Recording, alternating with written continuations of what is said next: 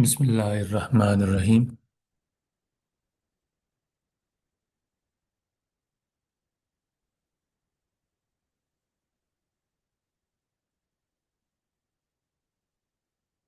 Assalamu alaikum, my dear students. Welcome to this brand new series on finite difference time domain or FDTD.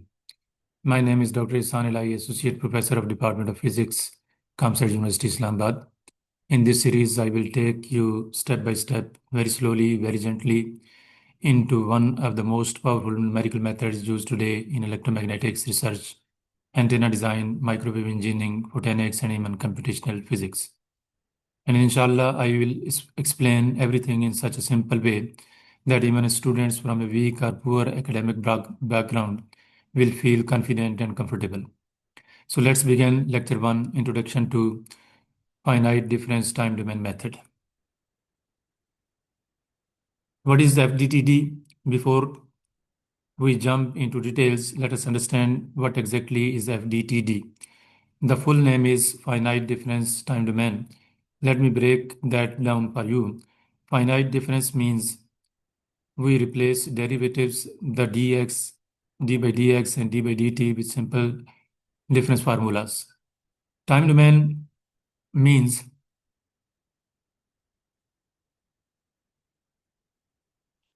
we simulate how the field change with time, like watching a slow motion video of the electromagnetic wave. FDTD is one of the most widely used methods in computational electromagnetics. Why? Because it directly solves Maxwell equation in time domain, no shortcuts, no approximation in that sense. This makes it extremely useful for studying how wave propagate over time, how short radar pulses travel and redirect, avoid any transient phenomena like lightning, sudden changes, or switching in circuits. So FDTD becomes a kind of digital laboratory where we can watch the electromagnetic fields evolve moment by moment.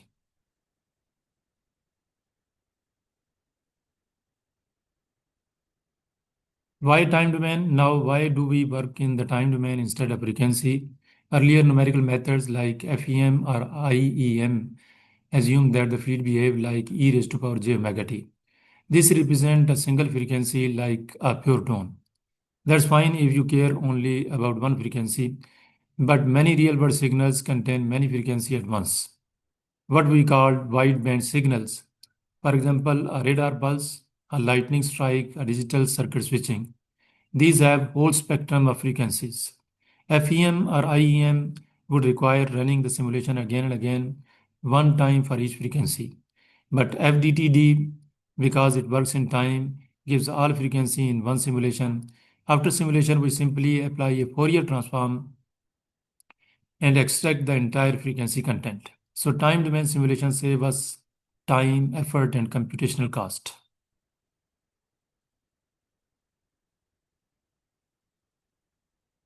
To understand FDTD, we must start with the foundation Maxwell equations, but don't worry, we will keep this very simple.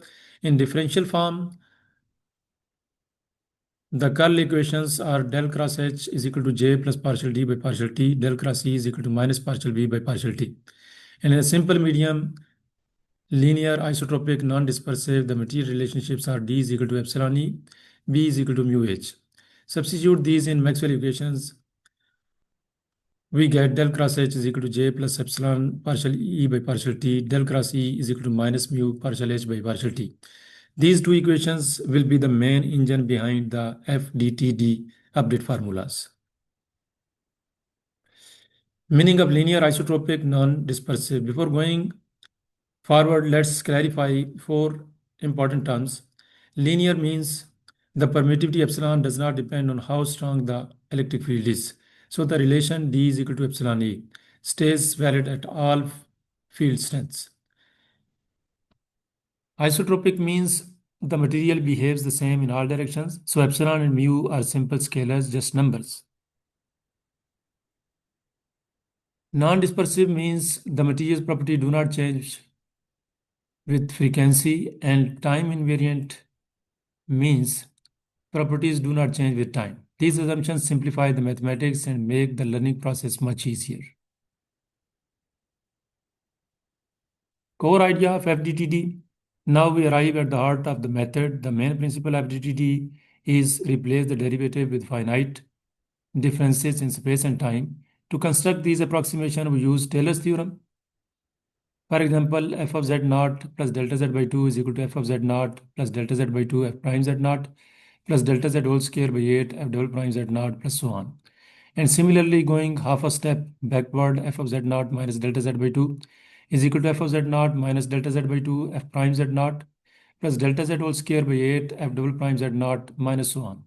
These two expansions are the building blocks of center difference formula. If we subtract the backward expansion from the forward one, something very nice happens. The fz naught terms cancel.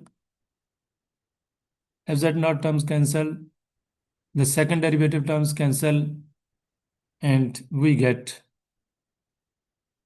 f of z naught plus delta z by 2 minus f of z naught minus delta z by 2 is equal to delta z f prime of z naught plus terms of order delta z cube. Divide both sides by delta z, we get f of z naught plus delta z by 2 minus f of z naught minus delta z by 2 whole divided by spacing is equal to f prime of z naught plus order of errors.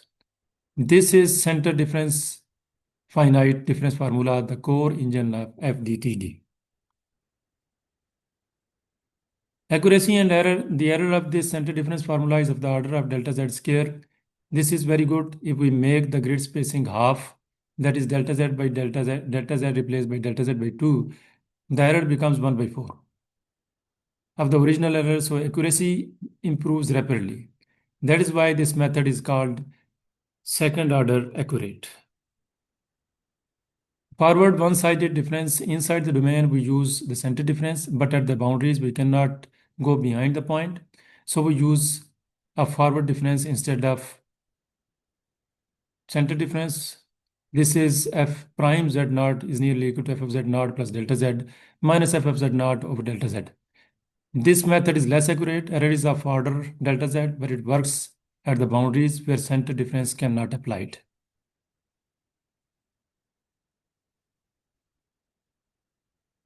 So summary of the lecture. Let's summarize today's lecture. FDTD solves Maxwell equation directly in time domain. It uses finite difference approximation to replace derivatives. The center difference formula is second order accurate and forms the backbone of FDTD. Today's materials set up the foundation for the next lectures on the Yee grid, fielding, staggering, and time stepping. Next lecture preview. In the next lecture, we will learn about the Yee grid, the clever arrangement of E and H fields in space and time that makes the FDTD method so elegant and powerful.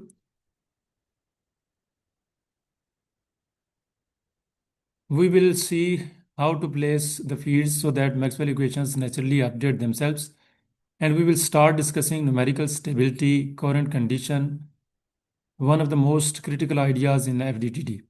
So stay tuned for lecture 2, the Yee grid. Thank you for watching and Assalamu alaikum.